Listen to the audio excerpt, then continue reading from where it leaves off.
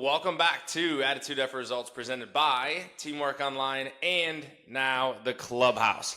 Today we have a guest, if you're watching online, who came directly from the Clubhouse. So I'm not just preaching that you guys should go do the Clubhouse and get involved with the Clubhouse right now. We actually have a guest in a very short time of us being partners. This is exactly how the Clubhouse works, connecting with sports individuals in the industry who are willing and able and wanting to come out and help you as individuals. Today, we have an awesome guest on the podcast today. Brian Basloe, welcome to Attitude F Results. Tanner, thanks for having me. I'm so excited to be here.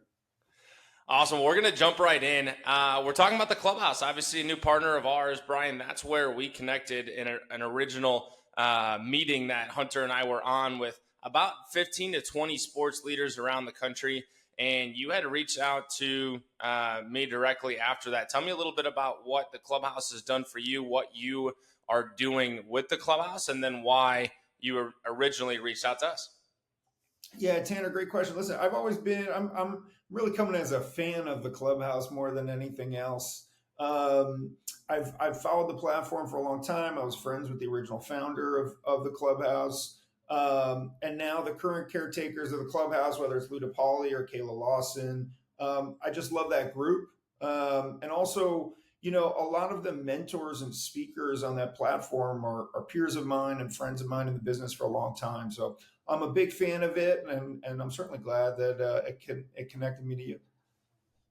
I love it. We're excited to learn a little bit from you today. Obviously, a giant in the sports industry, but we're going to talk more than sports today. We're going to talk about leadership styles. We're going to talk about some cool moments that you've had in the industry, but also business-minded tactics so that listeners out there that are not 100% sports focused still will get some value out of this today. So if you're out there listening, you're like, gosh, she's bringing out another sports individual. Hold tight. We got some good stuff coming for you today. So everybody can go on LinkedIn, and I want everybody, Brian, to go on LinkedIn, either connect with you or look at your background so they can go on and see the exact steps that you've taken throughout your career. And you've gone from the team side, you got outside of it, and now you're kind of running your own thing. Tell us a little bit about the background without going into, obviously, the details that people can go out and look at the profile that they can do on their own. Sure, happy to do it. Thanks for the giant compliment, by the way. I'll take that. We're already winning on this podcast.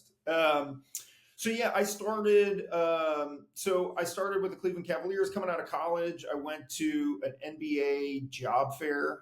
I'm old enough in this business where they used to have a job fair. So that's where I started. That was my first sense of connection. I went around and talked to several teams. I ended up landing at the Cleveland Cavaliers. I worked in the beginning. I worked for two of my mentors who are still my mentors today, and Chad Estes and Mike Andreyko, two people that are now principals of a company called Legends. So I did that for 2 years and really learned the basics of business development and just working in the sports industry.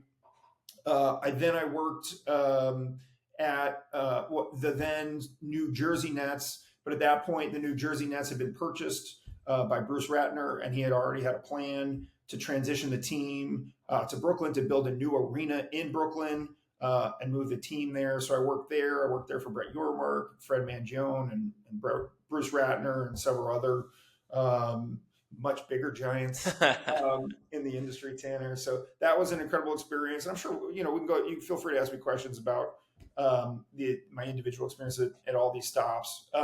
From there, I worked for a company called On Location Experiences, which is one of the biggest hospitality companies in the space. At that time, it was owned by two private equity companies and the NFL. Now it's owned by Endeavor in the NFL, and I worked for an incredible leader in John Collins. And then I was kind of looking to sort of do my own thing. I'd worked for big properties at that time. I wanted to see if, could I run my own business? And I had the great opportunity to become a partner and the lead operator of Concierge Live. And I've been doing that for the last 5 years. And now today's a big day of chatting with you, my man. I love it. Well, there's two things that I really want to dive into that you said. So you talked about there was actually job fairs back in your day. I know the job fair market currently is less than what it used to be. However, that's actually how I got my start as well. And so I went to the Cleveland, at that time it was Mount Union. Now it's Teamwork Online, Yes. sports sales job fair. Take us into, and well, we actually just had an episode a little bit ago about Baylor's S3 program and their conference out in Atlanta. Yeah. Take us into the mindset while you're there. Like, you're in this conference, you're in the job fair. It's one of your first job fairs that you go in a career. You didn't really know anybody in the industry at the time. Like, what is it like? What am I feeling? What are my emotions, for our audience to understand kind of what?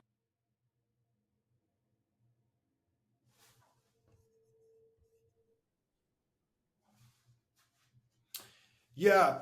Um, so great question. And first of all, by the way, Mount Union is like the Alabama or the Alabama football or Duke basketball of professionals in sports. So I love that, and I'm so impressed with that program. My own experience in the NBA job fair, man, what an interesting experience. First of all, it's like you're coming out of college and you're talking to pro basketball teams. I mean, for people that have been in the business for a while and have worked for teams, I don't,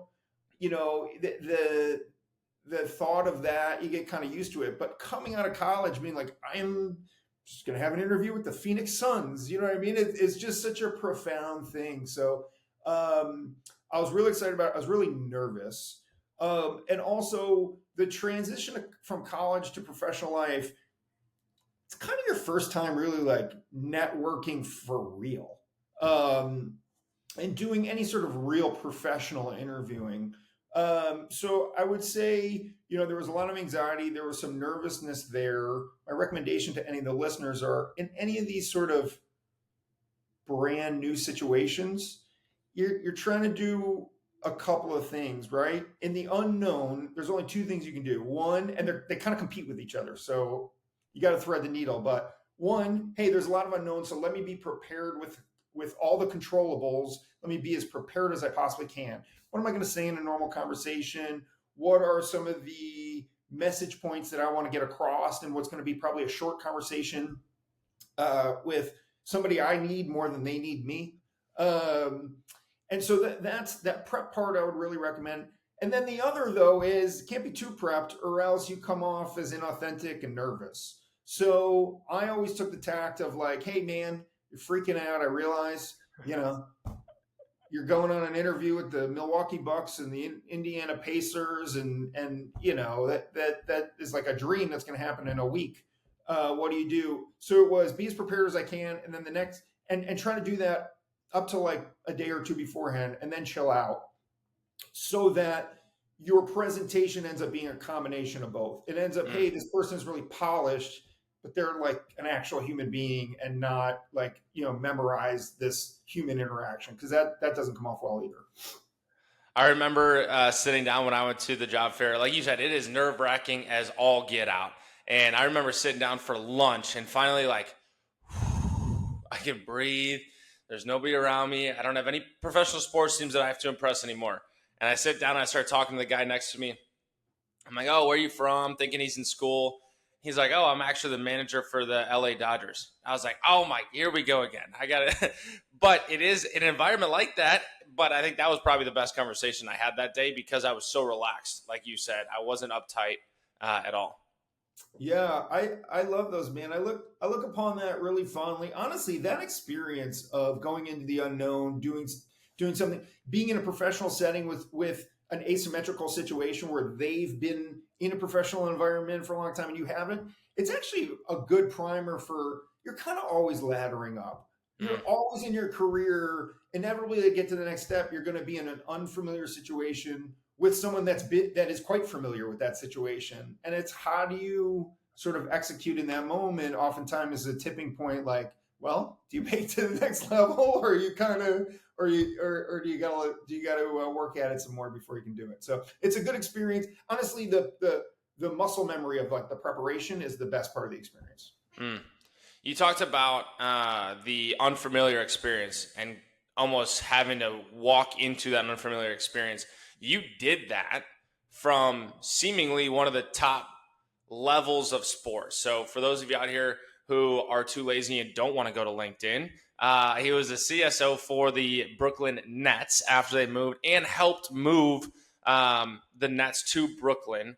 After that, you took a role with a company that, truthfully, in the sports industry at that time was probably not very popular. And I still think there's some people out there that don't necessarily know about On Location or even know that side of the industry itself. So tell me a little bit about the transition from a very high level position working for a team in New York City, which will always be one of the top markets in the country that this sports industry has to offer, and moving into the unknown with a company called On Location. Yeah, it's a great question. I appreciate you asking that. So it was a really cool transition. Also, again, some anxiety involved in it as well. The biggest adjustments were the following.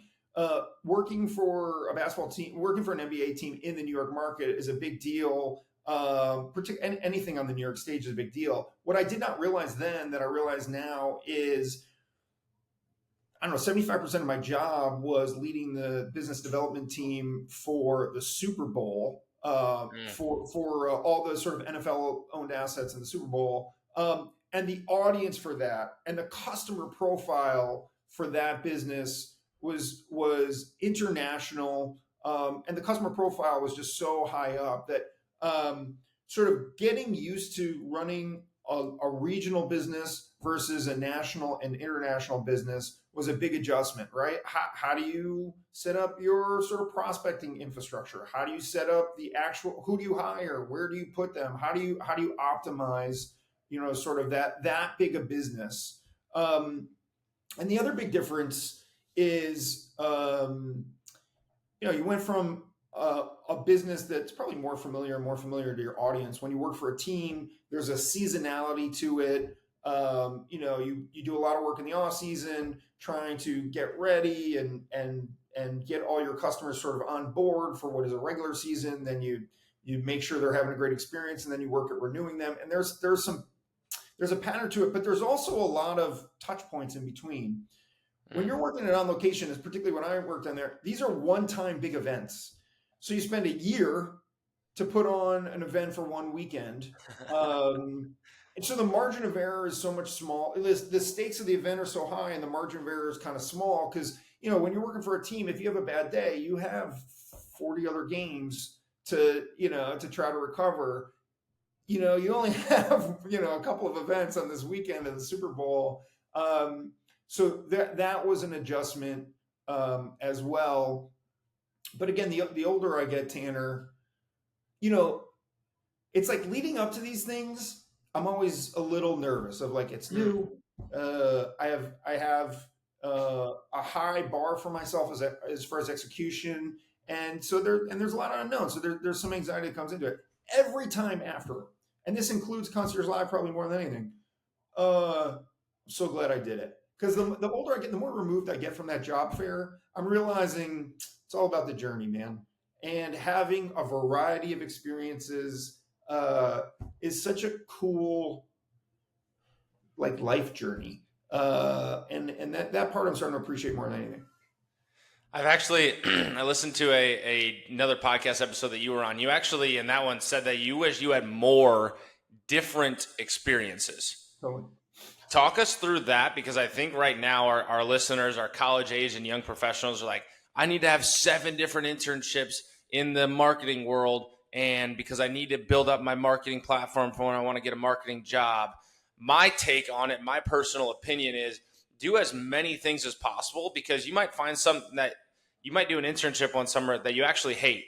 I think that's good. Cool. Move it out of the way and keep trucking forward to what you are ultimately wanting to do. Like, find out almost what you don't want to do, which will obviously help you find out exactly what you do want to do. Tell me more about like the different experiences. Obviously you're in a good role now, but back to the podcast that I listened to you previously, like you want more different experiences throughout your career.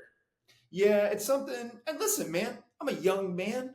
I still got a chance for it all, but yeah, I would say my lens when I first got in the business was to get in with a team and work my way up that team, particularly in a vertical. I think I was in a real hurry to get sort of as high up the corporate ladder as possible. And the most efficient path is to be the best at your current job, and then hopefully you get promoted, and then be the best at that job, and then you get promoted, and you sort of move up the management ladder. And listen, that's still probably a pretty good formula, by the way. And my mentors, the people I really look up to, many of them have done that and continue to do that. I think, by the way, I didn't plan this. Some of my transitions were my decisions. Other ones of my transitions were more circumstantial. So some of this was luck, quite frankly, Tanner. But I think now, having a variety of experiences, to your point, I think you find out what you really like and what you really don't like, and where you want to focus your energy. So I love that. But just what you learn, man, what you learn, typically your job has a certain focus, and most of the time from one job to another, it's going to be a somewhat similar focus, right? Because they're hiring you for a skill set that you have, not necessarily a totally aspirational skill set. That being said, this new job, on the margins, there's all kinds of new variables that you're learning. And it's like, how are you adding that to your toolkit for the next thing?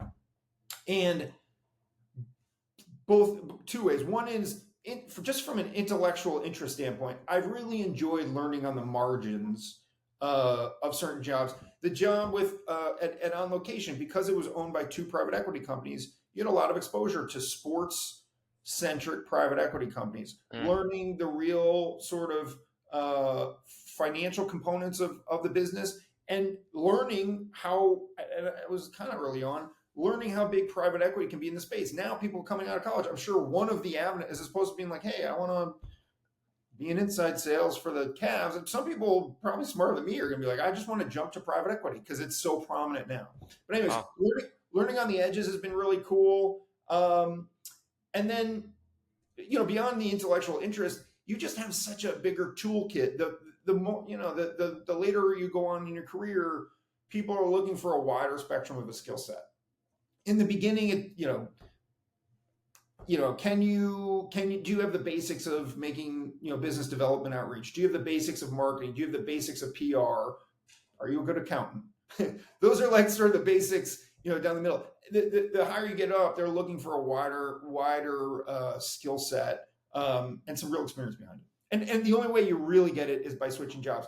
By just going up the vertical ladder, you're gonna have a little bit of a narrower. Those margins are gonna be a little narrower. I love it. You're seeing a lot more. I mean, obviously, the new CEO of Nike was it like 26 years in the exact same company, and he literally worked his way up the corporate ladder in a straight line. So there are some opportunities like that, more broad around the sports industry. You're not seeing that often anymore. Again, in a different podcast episode, you mentioned how different people today's day and age are almost like 2 years here, 3 years here, different roles, gaining knowledge. And you're seeing CROs in our industry come from outside of the sports industry also. Like, there are opportunities for individuals who are currently not in the sports industry to come to the sports industry, because our organizations in this industry specifically are looking for those different mindsets, those different ideas that, again, if they're coming from the organization and we only go straight line, we might be a little stale in our thought process. So I love that. I love that you said that. Yeah. Go ahead. If you don't mind, one thing, just because I think it's pretty good for this audience as well, is I also, particularly in the beginning of my career, was very risk averse.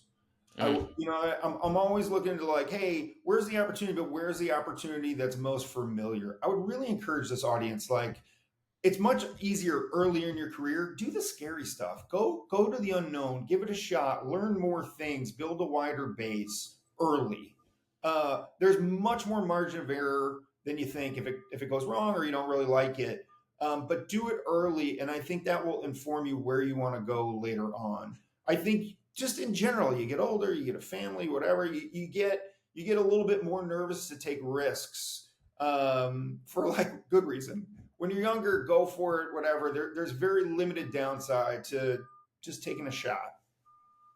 Wow, I love that.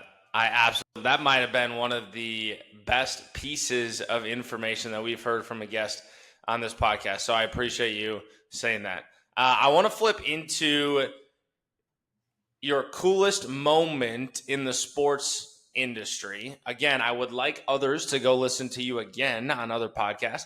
So you can't say the team moving to Brooklyn and the whole stadium, which is like a 7-year project, and finally being on opening day was probably absolutely insane. But give me a moment or two in sports that made you go, wow, this industry, yes, we work a lot. Yes, we put in a lot of time, and all of our games are basically non-business hours. Tell me a couple moments that were like, damn, this is worth it. Yeah, man, and I really do. I think in the sports industry, we're so fortunate, and I think it's important, for any listeners who are sort of not of college age, but just like in the business and kind of evaluating what they're doing.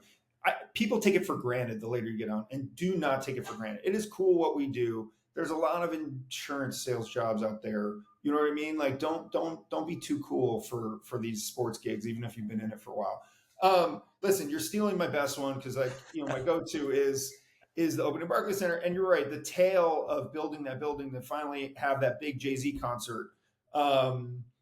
It's hard to beat. Another one that I still is a little surreal is my first year on location. That was the year of the Super Bowl in Minnesota. Again, there's a lot of work and just a lot that needs to get done and a lot of unknowns, doing a full year leading up to a Super Bowl weekend. But that was a Super Bowl with the Patriots and the Eagles. The Eagles won in an incredible game. Big Eagles crowd. The Eagles hadn't won in a long time. So the energy in the building was electric. So seeing the game was amazing. But afterwards, our most premium customers were allowed to go on the field and take pictures afterwards. And we, as a staff, hung out there as well. And just the idea of Brian Basloe, from Utica, New York, like doing snow angels in confetti on the floor of the Super Bowl or on the field of the Super Bowl. It was surreal. I couldn't believe it. I still have pictures of it. And I don't think I'll ever get over that one. That's a pretty cool experience and something I feel very, very fortunate to have done. I will say there was a lot of work that went into that. A year's worth, a full year, a calendar year's worth of work. Yeah, or a career's worth. But what a unique experience, and I'm so thankful to be able to do it. I love that. It is the snow angels and confetti, I think, is probably the pinnacle of sports because you see it in all the movies. You see it in all the when kids are dreaming of playing in sports. I think it's that. For baseball, it's probably the dog pile and the pitcher's mound. For football, I'm assuming it's probably the angels and the confetti, right? And so for basketball, it's the confetti coming down and you holding the net around your neck. And that emotion, I think all of us can feel that emotion and feel what you're going through. So it's really cool. I think you just talked directly to me and saying, don't take this job for granted. I think I've definitely done that a time or two. And honestly, if you've been in this industry for a decent amount of time, I think at some point you probably have because you get wrapped up in it. But we do have a pretty cool job. We're not selling insurance or copiers or printers. We do have it pretty good. Thank you for the sports moment, by the way. That was really cool. Of course. Talking to everybody that is not necessarily in the sports industry and wants to learn management style from a very high level individual like yourself. You've managed people for a long time. What are some of the best and worst qualities that you've seen? I think some people get on here and they're like, just all positive, all positive, all positive. I actually kind of like looking at the negative a little bit because it tells people what not to do. So what are some of the best and worst qualities that you've seen in people throughout your entire management career? Yeah, it's a great question, Tanner. And listen, I've been on both sides of a lot of management styles and had, kind of evolving management style myself. I think overarching, the best quality you can possibly have is be authentic. Be authentic to yourself. I've had some managers that were cool. I've had some managers that were strict. I've had some managers that were funny. I've had some managers that were a little tighter. I've had them all. And I don't know that like I may gravitate to some personalities and some traits more than others, but I always grab like just be who you are, and people will follow you. You could be a total stick in the mud, and you could be difficult, but if that's who you are, and there's honesty behind that, and there's an honest like, hey, this is my personality, but like using my very authentic management style. I'm trying to make you better and have the team successful. I think everybody will follow that. So that is by far the best one. I think other really good ones, and I'm sure many managers have talked to you on this pod before about this, is just people want control over their own destiny. People want the rope to be able, they want the freedom to be able to do their job, and they want accountability. I think if people don't feel like they're set up for success or aren't in control of their success or failure, I feel like you lose them pretty early anyways. It's easy to be like, well, it was out of my control, and here's a million excuses why. So that's the other one as well, is like make them sort of the CEO of their own business in any way you can. Give them as much autonomy as you can, and then make them accountable. I think those are the really good ones. I think that the negatives, and I'm very fortunate, I have not had a ton of bad management experiences. I think I have had, in some instances, whether it was people who were in their control or not, I've had some management experiences where it wasn't authentic, right? You can just tell whatever message or whatever goals were being communicated, the manager didn't believe in them either. And it was probably one of these things where, they were sort of given a mandate that they didn't believe in, and just kind of had to push it down the hill. Yeah, they were playing roles. They were getting strings pulled, and they just had to be the ones that were communicating it to the team. Totally. And listen, if that it happens, and sometimes you don't really have a choice if you want to stay there. But I've just had business development campaigns where on the launch, no one believed in it, and you go sideways from day one. You can put any sort of numbers or goals or initiatives. You can put anything on a piece of paper. You can put a hell of a graphic behind it to make it look appetizing. But if no one believes in it, it's pretty hard to do. So the main thing, again, I guess on the both positive and negative, it's really people gravitate to authenticity, man. That's what they really do. When you talk about authenticity as an individual, and obviously in your managerial experience, you've hired a lot of people also. And so speaking specifically to our college age audience and young professional audience who are either starting their career or getting into a career, again, it doesn't have to be in sports. You talk about in Travis Apple's podcast, 52 Weeks of Hustle, which again, not a sponsor, but you should go listen to it if you're in the sports industry. Travis is an awesome individual who also took a leap outside of the team side. You talk about people being the end all be all. Tell me a little bit more about why people are your number one. Excuse me, your number one. In today's world, I think a lot of people are like, oh, I want fame. I want to wear the logo. Sports is cool because I want to wear the logo. But at the end of the day, it's about people from what you said. Tell me why that is. Yeah, I will. By the way, just going back, Tanner, you like my last one? I got a hot take for you. We like it. On the management thing. You look at real sports, you look at like people, the players actually on the field, and then you look at the front office and the business side of it. The manager and the best player have to be on the same page. Your best player has to buy in and has to exhibit what you're trying to preach.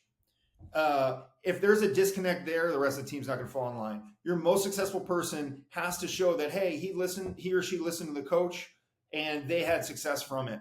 If it doesn't happen on the field or on the court, or if it doesn't happen in business, like it's never going to work. And that, listen, you and I have talked a little bit in cliches and a little bit like sort of real talk. On the real talk end, like that's a big one. Anyways, there you go. 2 hot takes in the same pot. On going back to like hiring and people and why are people so important? Listen, every business I've been in, people, for the most part, people are the product, right? So when you're working for a property, obviously, particularly on the hospitality side, people are buying season tickets or suites to see the team. and it's a big part of it. But if they were going to, if it was just that easy, they would have bought it online, right? Mm. The reason why there are sales teams and there are a reason why there is an in between step is because, a little bit more often now, but particularly still with season tickets and with premium products like the big ticket items, there's a human element in between. And you, as the human, are the pivot point of like, hey, I've already had some momentum towards buying this thing. Does this person hold my hand and educating me? Does that make me want to do it more? Or does that make me want to do it less? And so, the people you hire, you're hiring these glue people. Do they want you to, are you are you making it so the customers do end up going through with the purchase, or is their experience with you cause them to hesitate? So that's the most important thing. And then the other thing is just like, the employees really embody what are the vibes of the team. Is it a hardworking kind of team? Is it a just look cool kind of team? Is it like a high intelligence kind of team? Is it more of a grit and grind like the old Memphis? Like you tend to everybody, even if you're again whether you're the best player for the Grizzlies or you're in the legal department, you tend to just sort of buy into the vibes of what the entire team is. And it's got to be a fit. I mean, I just having a super slick salesperson on a team that's selling grit and grind. There's a disconnect, and I just it's hard to move everything forward. I've been a part of 5 different organizations across MLB, NFL, and the NBA. And a lot of people are like, oh, what's the difference in working in there? Like, my favorite sport's baseball. I really want to do that. My favorite sport's football. I really want to do that. At the end of the day, to me personally, it's not about the league. It's about the vibes of the team itself. Like, there is a very clear-cut culture in most organizations. And if there's not, that might be another conversation that needs to be had also. But who's around you? Who's in your circle? What type of people are you not only managing up to, but how many people are below you that you can lead and help pull up? In podcasts before, I've talked about when people are in a well and they're stuck down there, like, how can you reach down and pull them up? And it really depends on the people that you're working with. I want to go into it. You mentioned it, and we weren't going to go there, but I really want to today. You talked about the transition from the team side over to On Location. Now you're at Concierge Live. We just talked about how important relationships are, because at the end of the day, if Hunter and I want to go buy a ticket, we can go online and buy it right now. We can go on Ticketmaster, StubHub, SeatGeek, Game. There's all of these different apps that we can go on, but it's really the relationship side, the customer relationship side. And that's the side that you've chosen to walk down that path now. Tell the listeners a little bit about what Concierge Live is and what the goal of your company and the role that you have currently is in helping kind of create and cultivate those relationships. Gotcha. Solid alley-oop, Tanner. I really appreciate it, man. So Concierge Live, we are a corporate ticket management software. Basically, we are a software platform, mostly for brands, oftentimes sponsors of teams. When they have a portfolio of tickets, you have a couple pain points. You really want to find out, hey, we've made an investment in all these tickets. So how do we make sure we manage them effectively? How do we make sure they get in, that they get used, that they get in the right hands? And that ultimately, we also have some reporting and ROI mechanism of, hey, we've made all these investments in sports. How do we get easy reporting to see what was a success and what wasn't? Historically, that's been done on a series of emails and spreadsheets and whatever. And we've created we've created a software where it's centralized for all your tickets. And it's an easy workflow from when you receive your tickets to getting them out to getting reporting on the usage and quality of usage. I talked to Greg Economo yesterday, and I told him I would give him a shout out here. He's one of the brightest individuals. I know you worked closely with him. He was talking about how important that is in this industry. Because like you said, previously it's been done on an Excel spreadsheet, and there's an executive assistant somewhere like kind of keeping track of, I brought 12 employees today, and tomorrow I bring business clients, and then Wednesday I bring my family. Like, it's kind of just been out there. And does it work? Yes, we fully believe that this product works for businesses, and that's why we're in this industry. You talk about believing in the product, believing in the people. Like, I fully believe that sports is unlike any other. Live sports is not going anywhere. Live entertainment is not going anywhere. Obviously, with the Taylor Swift concerts, with all these concerts that are going on, people want to be in live sports and live entertainment. It's not going anywhere. But how can we measure it from a business perspective? If you're a large company out there, even a smaller company, what if you're just doing this for the first time and you go and spend? We have expensive products. We don't have to hide behind that. There's a large dollar amount behind some of these products.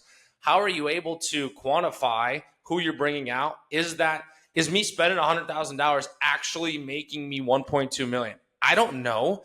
I hope so. I think so. I personally believe it does. But you're actually providing a platform for these companies, and truthfully, a value add for organizations that they can actually quantify what this means. And you can go back and say, hey, you have stadiums or you have tickets in 4 different markets. Like, I love these 3 markets. You're absolutely crushing it. You should probably do more in those markets. Maybe tail back on this one. Or, hey, this is your first time ever doing it. Here's the numbers. Like, you should go do this around the country. Like most of these large corporations are doing now, where they don't just have stuff for the Suns. They have tickets across the country. And so now there's actually metrics behind it and a company behind it that you're providing, which is awesome. Tanner, we got to make this a weekly pod, bud. that was the best description that I could think of, and you said it, man.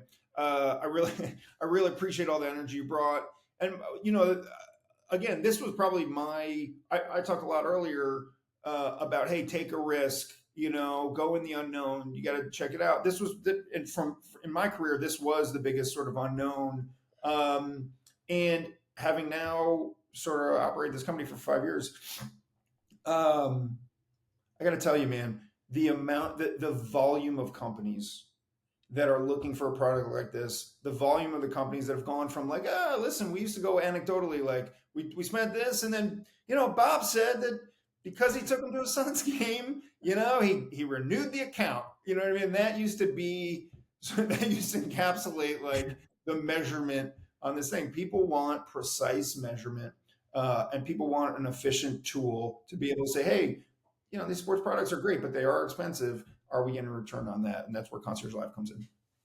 I love it. I have 2 different questions, again, for everybody out there who is in the sports industry looking to do that, and also outside of it.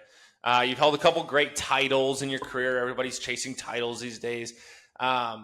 You're currently in a position where most of our listeners, being the CEO of Concierge Live, would love to see themselves one day, right? Take us into some of the top decisions throughout your career path that have landed you where you are now. Yeah, I mean, this is the easiest one. I would not go to title chasing, by the way. It's lovely to be a CEO, but like I'm sure there are some CEOs that would trade being a VP somewhere else for a lot of reasons. The number one determinant, and all of the best decisions that I've made are choosing to work for certain people. Regardless of the job, regardless of the title of that job, regardless of the role, my career is really an amalgamation of the learnings that I have from my mentors. And I mentioned several of them, whether it's Chad Estes, Mike Andreyko, Brett Yormark, Fred Mangione, George Pine, John Collins, Jerry Cardinale. Learning from those people, taking what you really like, taking what you don't like, taking what's authentic to you or not. Those are the main decisions to get where I want to be. And again, this, I love this job, but there's more for me to do as well. I'm sure it's within Concierge Live, but there's more for me to do as well. So I know that's a little bit of a longer, not one point answer, but like it's the individual pivot points of who I'm going to work for and who I'm going to surround myself. Those are definitely the decisions that have led to sort of where I'm at today. I love it. I listen to Ed Milet podcast, motivational individual, big business guru, also a Christian, which I am obviously I'm a Christian. I'm never going to push on anybody, but he talks about that as well. So I'm going to steal his last question for today. done a lot in your career so far. Is it worth it? Is everything that you've put yourself through, all the long hours, all the long days, the 7 years in the making to get to the Barclays Center, and now to be where you're at now, helping companies and individuals, is it worth it?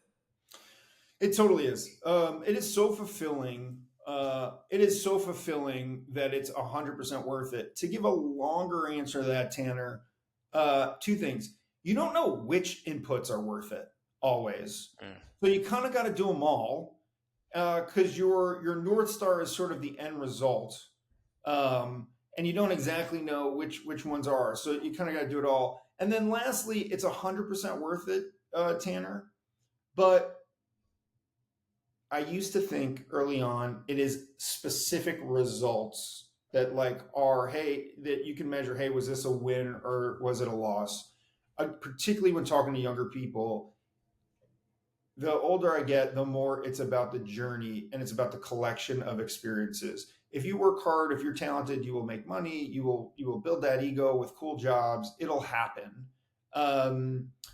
But I think the older you get, you kind of look back on like, hey, what is my portfolio of experiences versus like, you know, what was the last title I got or what was the last salary I got? I just think that there's a pivot in that over time where it's more about like, hey, when I look back, did I have all the experiences I was hoping to have along the way? I heard this the other day. It might have been actually you when I was listening to a bunch of podcasts to prepare that you were in. A lot of people try to get the pot of gold at the end of the rainbow. The rainbow is the pot of gold. I think it was me, man. I think so. I think it was. All right, I stole that, but that's a great quote for Brian. I love it, man. Awesome. Well, we appreciate you being on here. Attitude Effort Results. You just helped impact lives today, and I'm really excited for that. Anything that you'd like to say before we end? No, we covered some great ground. By the way, this is a great platform. The nature of the questions, the content, the audience is great. I'm thankful to be part of the experience, man. I love it. And we did not pay Brian to say that, so that was authentic. All right, let's continue to grow together and impact others. Take care, everybody.